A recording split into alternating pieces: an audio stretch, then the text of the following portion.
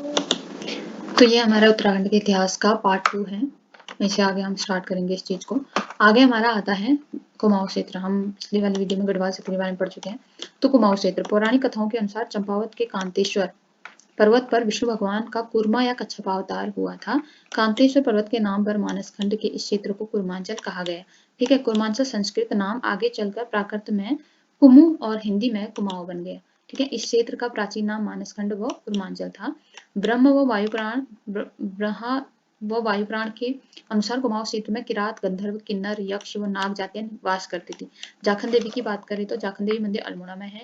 यहाँ मंदिर इस क्षेत्र में यक्षों के निवास की क्या करता है, पुष्टि करता है। अगला है, इस क्षेत्र में बीनाग या बेरीनाग, कालीनाग, पिंगलनाग, वासुकीनाग आदि नाग मंदिर है। यहाँ पर नाग जाति के निवास की पुष्टि करते हैं योगी।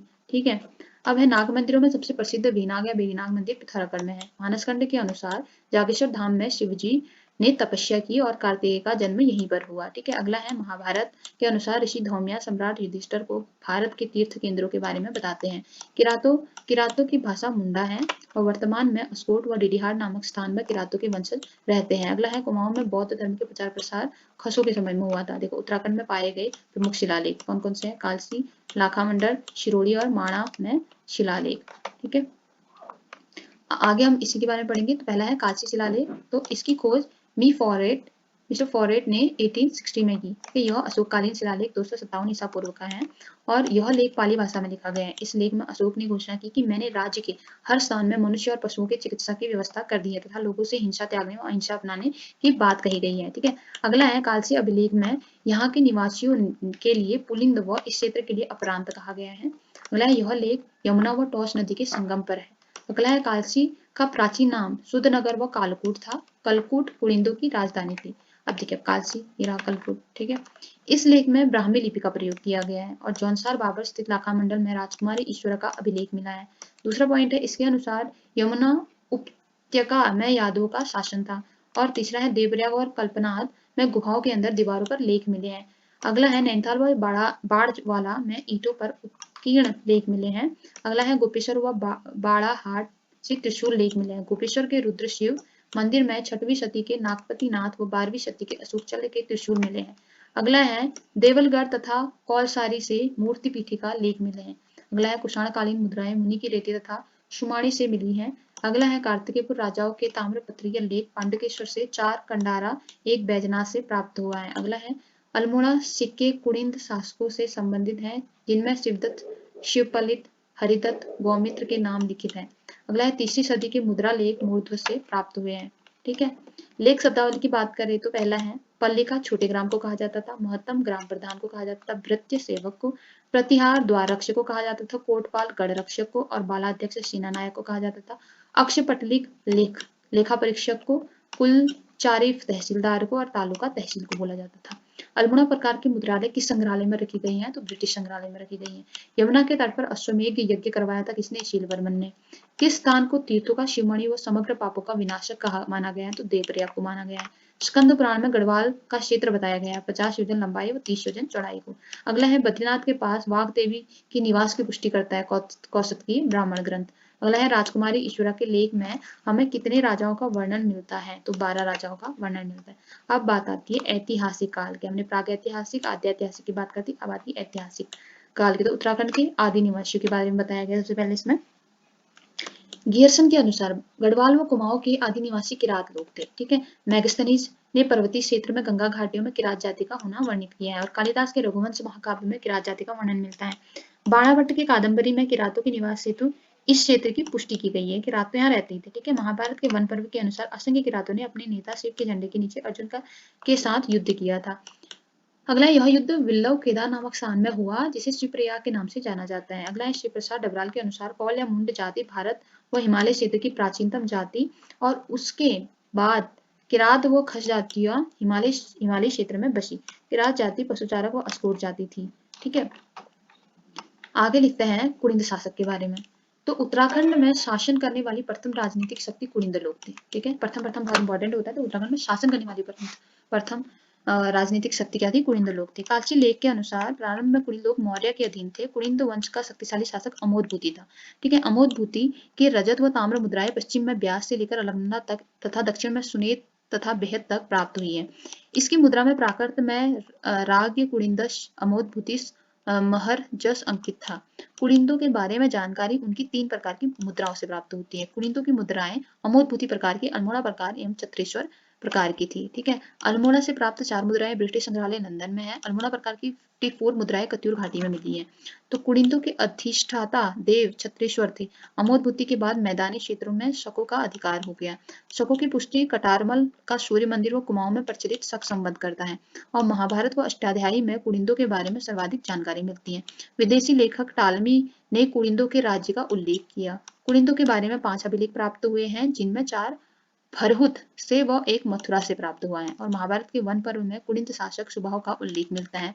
सबसे पहले कुड़िंदों की राजधानी कालकूट नामक स्थान पर रही। महाभारत में कुड़िंदों को द्विज कहा गया। ठीक है, और कुड़िंदों की दूसरी राजधानी शत्रुघ्न नगर थी। अमोदभूति की मुद्राओं में खरोष्टी व ब्राह्मी लिपि का प्रयोग हुआ था। कुड़िंदों के समकालीन यौधेय व आदुम्बर राज्य थे। कुड़िंद लोग शैव धर्म के अनुयायी थे। अब बात आती है कुषाण काल की। तो कुषाणकालीन मुद्राएं वीरभद्र, मोरध्वज, गोविशाण से प्राप्त हुई है। कहाँ से प्राप्त हुई है? वीरभद्र, मोरध्वज और गोविशाण से। वीरभद्र ऋषिकेश, मोरध्वज कोटद्वार, गोविशाण काशीपुर को बोला जाता है। ठीक है, वीरभद्र जो है ऋषिकेश को, मोरध्वज कोटद्वार व गोविशाण काशीपुर को बोला जाता है। कुषाणों का शक्तिशाली शासक कनिष्ठ था, जिसने तराई क्षेत्र पर क्या किया? अधिकार किया था। उनकी मुद्राएं ये रही। ठीक है, इस तरीके की। कनिष्ठ की स्वर्ण मुद्राएं मुनि की रेती से प्राप्त हुई। कुषाणों को कुचलने में मुख्य भूमिका यौधेय शासकों की रही। यौधेय कुड़िंदों के समकालीन थे। इनकी मुद्राएं जौनसार, भाबर तथा कालू ढांडा से मिली। गौत्री वंश जो कालसी प्रदेश में शासन कर रहे थे, इनके प्रतापी शासक शीलवर्मन थे। बाढ़वाला यज्ञ वेदिका का निर्माण कराया, जो यमुना तट पर स्थित है। शीलवर्मन ने अश्वमेध यज्ञ भी कराया था। कीर्तिपुर राज्य के बारे में देखें तो इस राज्य क्षेत्र में उत्तराखंड, हिमाचल प्रदेश तथा रोहिलखंड का उत्तरी भाग स्थित है। समुद्रगुप्त की प्रयाग प्रशस्ति में कीर्तिपुर राज्य गुप्त साम्राज्य के अधीन राज्य था और गुप्तों के बाद कुछ राजवंश शासक कर रहे थे, जो निम्न है। ठीक है, जैसे देखो नागवंश ने शासन किया। जो बोल रहे हैं कि 6वीं सदी में कीर्तिपुर राज्य पर नागों का कब्जा हो गया। नागों की पुष्टि गोपेश्वर त्रिशूल लेख से मिलती है और गणपति नाग उत्तरी नागवंश की शक्तिशाली राज्य प्रतीक होता है। नागों के बाद उत्तराखंड में कन्नौज के मौखरी वंश का शासन हुआ। ठीक है, और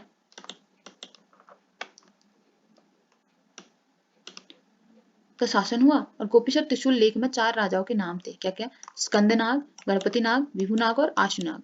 ठीक है, गोपेश्वर त्रिशूल में ब्राह्मी लिपि का प्रयोग किया गया और यमुना घाटी में यदु का अस्तित्व मिटाने का श्रेय गणपति नाग को है। अब दूसरा वंश यदुवंश। यदुवंश का संस्थापक श्री शिव वर्मन था। यदुवंशी राजाओं की जानकारी लाखा मंडल की राजकुमारी ईश्वरा के लेख से मिलती है। इस लेख में 11 पीढ़ियों के 12 शासकों के नाम उद्धृत हैं। यमुना प्रदेश के यदुओं की राजधानी सिंहपुर थी और ईश्वरा भास्कर वर्मन की पुत्री तथा जालंधर राजकुमारी चंद्रगुप्त का पत्नी थी। मौखरी वंश की बात करें तो उत्तराखंड में नागों के कन्नौज के मौखरी वंश ने परास्त किया। नागों को कन्नौज के मौखरी वंश ने। मौखरी वंश का अंतिम शासक ग्रह वर्मा था और ग्रह वर्मा की हत्या के बाद मौखरी राज्य उसके बहनोई हर्षवर्धन के अधीन हो गया।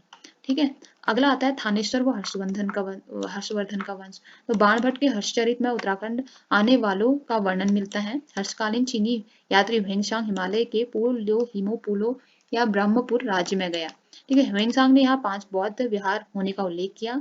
कनिंघम ने आधुनिक गढ़वाल व कुमाऊं वाले संपूर्ण भूभाग को ब्रह्मपुर कहा है। कनिंघम ने। ठीक है, ह्वेंसांग ने गंगा को महाभद्रा कहा तथा हरिद्वार के लिए मयूलो कहा, जिसका क्षेत्रफल 20 ली चीनी माप बताया। हर्ष के पश्चात मध्य हिमालय। देखो इस समय यहाँ ब्रह्मपुर, शत्रुघ्न और गोविशाण राज्य मुख्य थे। इन तीनों राज्य का वर्णन ह्वेंसांग के यात्रा वृत्तांत से मिलता है। इनमें सबसे बड़ा ब्रह्मपुर था। ब्रह्मपुर में पौरवों का शासन था और ब्रह्मपुर राज्य गंगा से लेकर पूर्व में काली नदी तक विस्तृत था।